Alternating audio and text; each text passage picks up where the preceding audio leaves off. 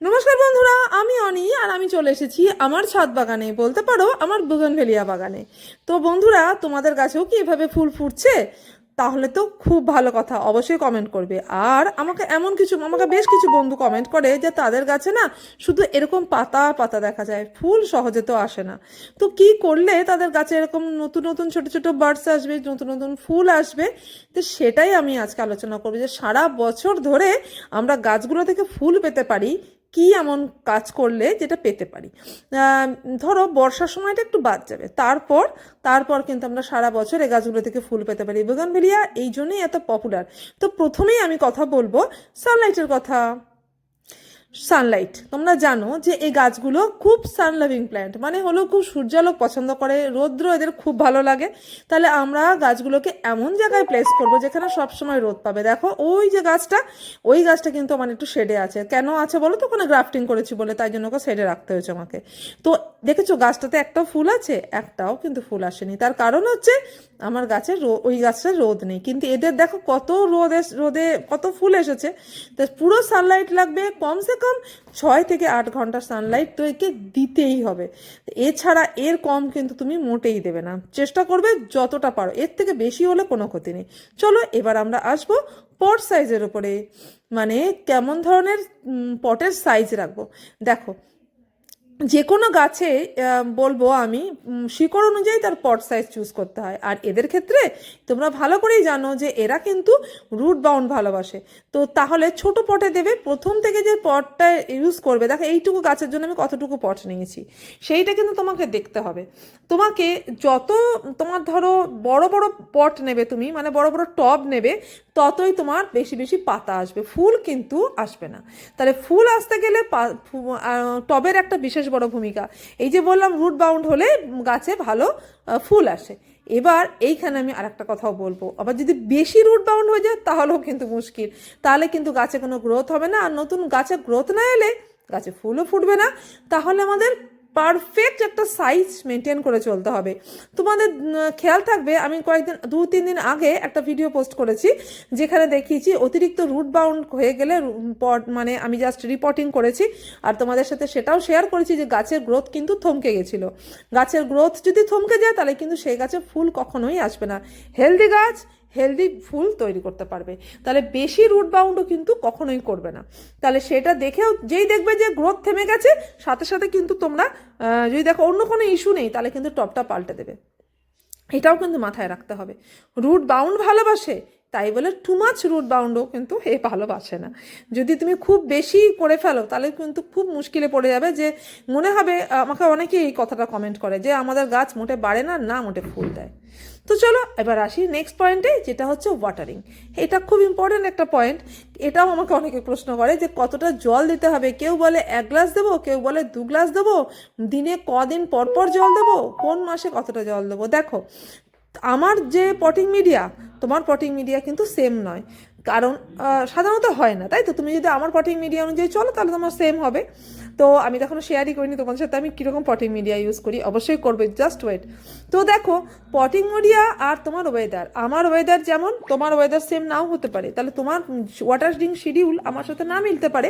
সেই জন্যই আমি বলবো যে তোমার পটিং মিডিয়াটা চিন্তা করে ওয়েল ড্রেন মিডিয়া নিতে হবে। তুমি দেখবে তোমার পটের মাটি, মানে মাটিটা 2 ইঞ্চি মাটি শুকিয়ে গেছে, উপর থেকে 2 ইঞ্চি মেপে দেখবো যে শুকিয়ে গেছে, ব্যাস তাহলে জল দেবো। আমার একদম সোজা সাপটা রুল, জল শুকাবে জল দেবো, ওভার ওয়াটারিং করবো না, আন্ডার ওয়াটারিং করবো না। ফুলের গাছে যখন ফুল থাকবে তখন আমি যদি আন্ডার ওয়াটারিং করে দিই, মানে যদি জল শুকিয়ে ফেলি আমি, তাহলে কিন্তু ফুলগুলো শেষ। আবার যদি বেশি জল দিয়ে ফেলি তাহলে ওভার ওয়াটারিংয়ের ফলে সেখানেও ফুলগুলো কিন্তু তোমার শেষ হয়ে যাবে, উপরে যে কুড়িগুলো আসছে নতুন নতুন সব শেষ হয়ে যাবে। জানো তো, তোমাদের 2 দিন আগে আমি ওয়াটারিংয়ের উপর ভিডিও অলরেডি এটা পোস্ট করে দিয়েছি তোমাদের জন্য। এর মধ্যে আবার আবার এটাও করেছি যে আন্ডার ওয়াটারিং ওভার ওয়াটারিংয়ের ফলেও কিছু হতে পারে, পাতা হলুদ হতে পারে, সেখানে কিন্তু কিন্তু ফুলগুলোও পড়ে যেতে পারে। তাহলে এইভাবে ওয়াটারিং করবে।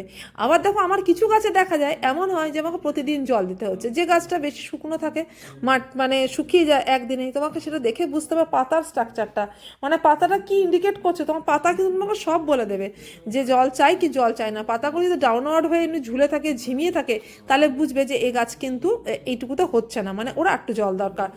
অবশ্যই বেশি জল হয়ে গেলেও পাতা ঝিমিয়ে যায়, সেটাও কিন্তু নজর করবে। পটিং মিডিয়ায় হাত দিয়ে দেখবে, তোমাদের আমি দেখিয়ে দিয়েছি ওয়াটারিং শিডিউল কী করে ফিক্স করতে হয়। তাহলে প্রথমে যখন ফুল আসছে না তখন তাকে তুমি ওয়াটার স্ট্রেস একটু দিতে পারো, কিন্তু ওয়াটার স্ট্রেস দেওয়া মানে এই নয় যে কম করে জল দেওয়া, 1 গ্লাস 2 গ্লাস জল দেওয়া, পুরো ট্রেনে ঝোল দিয়ে তুমি জল বার করে দাও, দিয়ে তুমি তারপরে নেক্সট ওয়াটারিংটা টাইমটা ডিলে করো, মানে দুটো ওয়াটারিংয়ের মাঝখানে তুমি যে টাইমটা রাখবে সেটাকে তুমি একটু লং করে দিতে পারো, সেটাকে বলে ওয়াটার স্ট্রেস। ঠিক আছে, হ্যাঁ জল কম দিলে ফুল বেশি আসে, এটাও একদম সত্যি কথা। তবে আমি সত্যি করে করি না, কারণ আমি নর্মালি গাছগুলোকে বড় হতে দিই, আমি হেলদি রাখার চেষ্টা করি, তাতেই দেখো আমার কাছে কিন্তু ফুলের কোনো কমি থাকে না। এই দেখো ওই যে মাটিটা দেখো, এই মাটিটার মধ্যে কি জলের প্রয়োজন? একদম না। দেখো ভিজে ভিজে দেখা যাচ্ছে না, আমি তোমাকে খুঁজে দেখাচ্ছি না, তার স্ক্র্যাচ করবো না, তার কারণ কি বলো তো, কারণ আমি রুটগুলোকে ডিস্টার্ব করতে চাই না। ফিডার রুটকে কথায় কথায় আননেসেসারি ডিস্টারবেন্স একদমই ভালো নয়, ওরা একদম পছন্দ করে না। বুগেনভেলিয়া কিন্তু বারবার কথায় কথায় গোড়া খুঁজে দেওয়াটাও একদমই পছন্দ করে না, তাহলে সেটাও কিন্তু মাথায় রাখবে, তাহলে কিন্তু ফুল ইফেক্ট করে। যদি বারবার তুমি গোড়া খুঁজতে থাকো না, যদি ফিডার রুট ডিফেক্টেড হয় তখন কিন্তু ফুলগুলো সহজেই কিন্তু আসবে না, মানে ফুল ডিস্টার্ব হবে, ফুল পড়ে যাবে, ওই যে ফুলগুলো এসছে সেগুলো ঝরে যেতে পারে, তাই সেটাও কিন্তু সবসময় মাথায় রাখবে। তাহলে সেইগুলো দেখো, যেমন ধরো এই টবটা দেখো আমার, এই যে ছোট টব, এতে কিন্তু আমার একদিন পরে বা রোজ জল দিতে হয় না। এই গাছে কি হয়, এই গাছে আমাকে 3-4 দিন পর পর জল দিতে হয়, আবার কোনো গাছে থাকে আমাকে একদিন পরেও জল দিতে হয়। এবার এই গাছটা দেখো বড় গাছ, এর রুট বড় হয়ে গেছে, ওই দেখো ওই যে গোল্ডেন মপটা দেখা যাচ্ছে, এদেরও কিন্তু প্রচুর জল লাগে, মানে একে রোজ দিতে হয়, আমার রোজ দিতে হয়।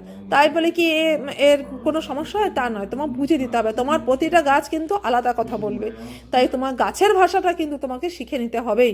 যেমন দেখো ওই যে তুমি দেখতে পাচ্ছ ওই গাছটা, ওইটাও কিন্তু তোমার রোজ জল লাগে না, 3-4 দিন পর পর জল লাগে। কারণ কি, ওদের রুট কিন্তু অত বড় নয়, ওদের রুটের কাছে কিন্তু মাটিটা মানে একটা স্পেস আছে, আর যাদের রুট বাউন্ড হয়ে গেছে খুব বেশি, তারা কিন্তু ফটাফট জলটা তাদের শুকিয়ে যায়। এই সব গাছগুলোর কিন্তু রুট আমার কেটে তাদেরকে হেলদি রাখতে হবে, কিন্তু এখন কাটার সময় নয়, আমি কাটবো অবশ্যই ফেব্রুয়ারিতে, আর তোমাদের সাথে শেয়ার তো শিওর করব। তো দেখতে পাবে তখন আমি কেন কেন এবার দেখো এই সময় তুমি কিন্তু এটা বেছে রাখতেও পারো যে কোন গাছে কিন্তু তুমি কি করবে, মানে কাকার রুট কাটবে, বুঝতে পারলে তো। এভাবে জলটাকে তুমি মেনটেন করবে, এভাবে জলটা মেনটেন করলে তোমার ফুলের কোনোদিন অভাব হবে না। ওয়াটার স্ট্রেস দেওয়ার সেভাবে দরকার পড়েই না, শিকড়টাকে সুস্থ রাখো, ফুল আসবেই। বেশি জল দিলেও শিকড় খারাপ হয়ে যায়, সেই জন্যই তো বলি যে অতিরিক্ত জল ভালো নয়, এই জন্যেই যে শুধু যে ফুল আসবে না এ কথাটা না। চলো এবার আমরা আসি নেক্সট পয়েন্টে, আর সেটা হলো ফার্টিলাইজার বা সার। খুব ইম্পর্টেন্ট, খুব আমাদের প্রিয় একটা সাবজেক্ট, তাই না? তো ফুলের জন্য অবশ্যই অবশ্যই ঠিকঠাক ফার্টিলাইজার দেওয়া খুব জরুরি।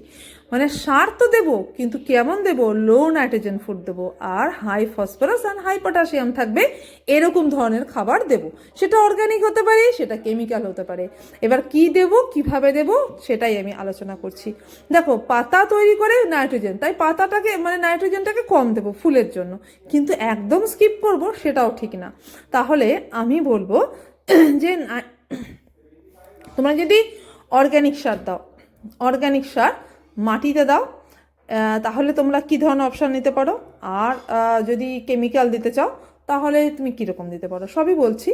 দেখো আমি যে এই যে গাছগুলো তোমরা দেখছো না, এতগুলো ফুল এসেছে, প্রত্যেকটা গাছে যেই ফুল, আমি কিন্তু এখনও পর্যন্ত কেমিক্যাল দিইনি, একদম আমি সত্যি বলছি, আমি একটাও কেমিক্যাল দিইনি, সব গাছে এসে গেছে ফুল অর্গ্যানিক খাবারে। এবার অর্গ্যানিক খাবারে ফুল তো এলো, কিন্তু ফুলটা আসার পরে গাছে যে ডেফিসিয়েন্সি হবে, সেই ডেফিসিয়েন্সিটাকে পূরণ করার জন্য, মানে যে মানে ওর থেকে যেটা গেল সেটাকে পূরণ করার জন্য আমি কেমিক্যাল দেবো। ঠিক আছে, প্রথমে কেমিক্যাল আমি দিই না। কেন কেমিক্যাল দিই? কারণ দেখো এই সিজনে এই যখন এখন দেখো প্রচুর ফুল ফুটবে গাছে, এই শীতকালে প্রচুর ফুল হয়, তাই জন্য আমাদেরকে কিন্তু এভাবে দিতে হবে। যখনই গাছে ফুল ফুটবে, ফুলটা হয়ে যাওয়ার পরে কেমিক্যাল সার দাও, আমার মত বলে সেইটা। এবার তুমি গোড়াতে যদি দেখো এই গাছে দেখো ফুল হয়ে গেছে, দেখেছো এই সময়টাই হলো একে পারফেক্ট টাইম কেমিক্যাল সার দেওয়ার জন্য। যখন ফুল ফুটে আছে, গাছ ভর্তি হয়ে, তখন কিন্তু আমি কেমিক্যাল সার দিতে পারবো না। হ্যাঁ, অর্গ্যানিকটা অবশ্যই দিতে পারবো। অর্গ্যানিক সার কিন্তু সব সময় দেওয়া যায় গাছের মধ্যে। এই যে দেখতে পাচ্ছ ফুল ফুটে আছে, এইরকম কন্ডিশনে কিন্তু আমরা কখনোই গাছের মধ্যে কেমিক্যাল সারটা দিতে পারবো না। এই সময় আমি অর্গ্যানিক দিতে পারি। তো কি অর্গ্যানিক সার দিলে ভাব থেকে ভালো ফুল আসে বলো তো? সেটা হচ্ছে তোমার অনেকগুলো অপশান আছে, তুমি যেরকম খুশি দিতে পারো।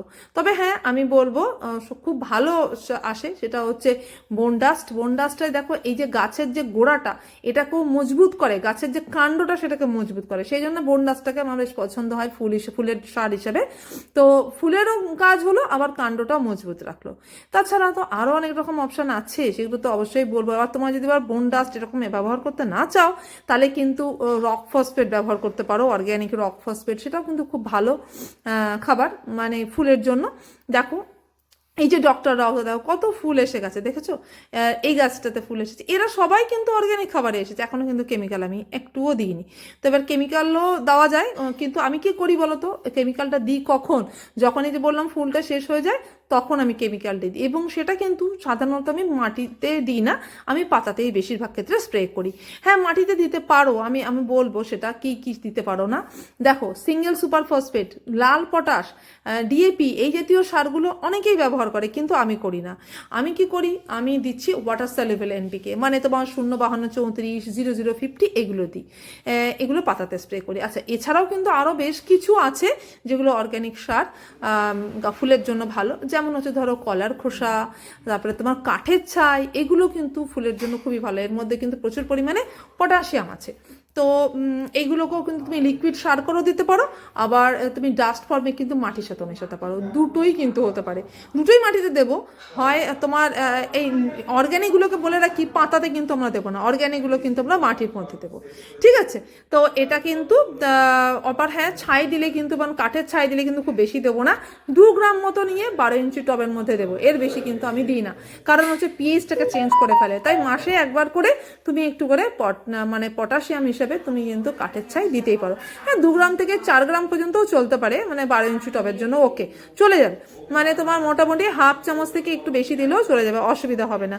এর থেকে কিন্তু বেশি তোমরা কখনোই দেবে না, কারণ হচ্ছে যে চেঞ্জ হয়ে যায়, পিএইচ ব্যালেন্সটা কিন্তু চেঞ্জ হয়ে যায়। পিএইচ ব্যালেন্স চেঞ্জ হয়ে গেলে তখন গাছে আবার ফুল আসবে না। তাহলে ফুল আসতে গেলে পিএইচের কথাটাও কিন্তু মাথায় রাখতে হবে, ঠিক আছে? তাহলে চলো, এছাড়া আরও কিছু খাবার দিতে হবে, সেটা যেমন হচ্ছে তোমার হিউমিক অ্যাসিড। হিউমিক অ্যাসিডটা কিন্তু সেই সার দেওয়ার আগেই দিয়ে দিতে হবে। কেন না, আমরা যে খাবারগুলো দেব সেই খাবারটা কিন্তু গাছকে মানে গাছে গ্রহণ করতে সুবিধা হবে, তার জন্য কিন্তু হিউমিক অ্যাসিড দেওয়া দরকার। মাটির স্ট্রাকচারও ভালো রাখে, যার জন্য হিউমিক অ্যাসিড দেবে। আর দেবে কি, আর দেবে সিউইড এক্সট্র্যাক্ট, যেটা কিন্তু খুব প্রয়োজনীয়, ফুল আসার জন্য প্রয়োজনীয়। আর সেটা দেবে মাইক্রোনিউট্রিয়েন্ট, যেটা অবশ্যই দিতে হবে। কি করবে না, মাসে 2 বার সিউইড এক্সট্র্যাক্ট এবং মাইক্রোনিউট্রিয়েন্ট, আর একবার দেবে তুমি হিউমিক অ্যাসিড। এবার আসবো মাটির কথায়। মাটি খুব ইম্পর্টেন্ট একটা রোল প্লে করে ফুলের জন্য, গাছের বৃদ্ধির জন্য, সব কিছুর জন্য। এবং ভাববে যে হ্যাঁ, ফুলের জন্য মাটির কি দরকার? অবশ্যই দরকার, কারণ মাটিটা আমরা পুষ্টিকর মাটি একটা, মানে যার মধ্যে কোনো খাবার আছে এরম ধরনের মাটি চয়েস করব। আবার জল ধরে থাকবে না সেরম ধরনের মাটি নেব। মাটি কিন্তু ওয়েল ড্রেন হওয়া চাই। যদি মাটিটা তোমার মানে জল ধরে রাখে, তাহলে কিন্তু তুমি খাবার দাও যাই করো, তোমার গাছের রুট ডিস্টার্ব হবে, এবং রুট ডিস্টার্ব হলে গাছে ফুল আসার তো কোনো চান্সই নেই। আবার উল্টে ফুল থাকলে সেগুলো নষ্টও হয়ে যায়। তো তুমি ছাদের জন্য যদি তুমি এরকম টবের মধ্যে গাছ করো, তাহলে তোমাকে আমি বলবো মাটির সাথে তুমি একটু সিন্ডার মিশিয়ে নেও, একটু হালকাও থাকে গাছ ছাদটা, আর তোমার ওয়েলডেন হয়। এবার তোমার মাটি যদি এঁটেল দোষের হয়, তাহলে তুমি কি করবে, তাহলে তুমি সেখানে পারলাইট মিশিয়ে নেবে, ঠিক আছে? এঁটেল মাটি এর পক্ষে একদমই ভালো না। বেলে মাটি আর তোমার দোআঁশ মাটি, এইটাই বেস্ট মাটি। এবার তার সাথে কিছু জৈব পদার্থও দেবে, খুব বেশি জৈব পদার্থ এর জন্য চাই না। তোমরা ভার্মি কম্পোস্ট বা যদি গোবর সার দাও, তাহলে কিন্তু সেটা একটু পুরনো গোবর সার হলেও দিতে পারো, ভার্মি কম্পোস্ট দিতে পারো। আর তুমি ধরো 10% মতো মাটিতে পাতা পচা সারও দিতে পারো, মাটিটা এয়ারেটেড থাকে সেই ক্ষেত্রে। আর এবার পিঞ্চিং প্রুনিংয়ের কথা বলবো। তো দেখো যে কোনো গাছের ক্ষেত্রেই আমি বলবো, গাছ যদি ঝাঁকড়া হয় তবেই কিন্তু তুমি ফুল অনেকটা বেশি পাবে। তাহলে অনেক বেশি ফুল পেতে গেলে অনেক বেশি ডাল চাই, তাহলে অনেক বেশি ডাল চাইতে গেলে অবশ্যই তো গাছকে প্রুনিং ট্রিমিং করতে হবে টাইম মতো। তা যখন ফুল আসছে সেই সময় নয় কিন্তু, যেমন ধরো এই সিজনে এই এখন আমরা কিন্তু আর গাছের ট্রিমিং প্রুনিং করব না। তার কারণ হচ্ছে ফুল আসবে ডগায়, ফুল আসবে গোটা গাছের ডাল ভরে। এবার কোনো গাছের ক্ষেত্রে ডগায় আসে, কোনো গাছের ক্ষেত্রে মাঝখানেও ফুল আসে।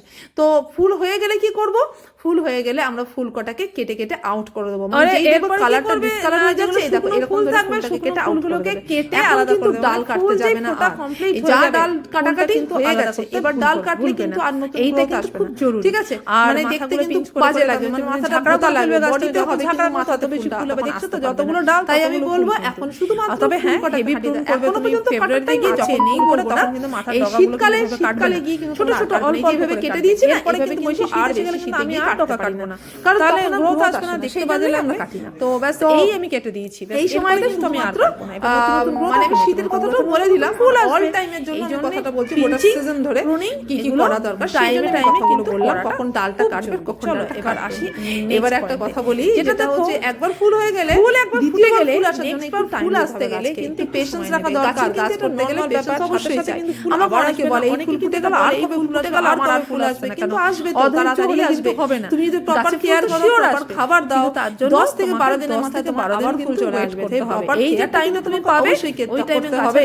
এবং সানলাইট ফুল যাতে ফুল যতই খাবার দাও, যদি সানলাইট তুমি না দাও তো গাছের কোনো মতেই ফুল আসবে। এইটা সানলাইট মাথায় তোমাকে অবশ্যই মাথায় রাখবে। খাবার না হলে তুমি যতই খাবার তোমাকে দিতেই কোনো মতে দিয়ে তুমি রাখো, আসবে না। অবশ্যই হালকা পেশেন্স রাখো, তোমার ফুল অবশ্যই চলে আসবে। এইটুকুই ছিল। আমার তো পরে আবার দেখা হবে কালকে নতুন কোনো বিষয় নিয়ে, নতুন কোনো টপিক কিন্তু তোমাদের মানে ভরপুর ফুল দেয়, দু হাত ভরে আমাকে দেয়। তাই আমি কিন্তু কখনোই ইমপ্রেশন হই না যে আমার ভিডিও চলে আসবে। তাহলে আজকে তোমাদের দেবে, নিশ্চয়ই দেবে। মাটি ঠিক রাখো, লেগেছে না, সার ঠিকঠাক দাও, আর সূর্যালোক দাও গাছে, আর জলটা পর্যাপ্ত পরিমাণে দাও। আর আমার চ্যানেলের সাইজ ঠিক থাকো, ব্যাস। আবার কি চিন্তা, সাবস্ক্রাইব আর কোনো চিন্তা নেই। চলো সাথে বেল আইকন আমি আসি। এর পরের ভিডিও, নেক্সট কোনো টপিক যখন তোমাদের যদি কোনো পছন্দসই কিছু টপিক থাকে অবশ্যই আমাকে কমেন্ট করবে, আমি সেই বিষয়ে ভিডিও করে দেবো।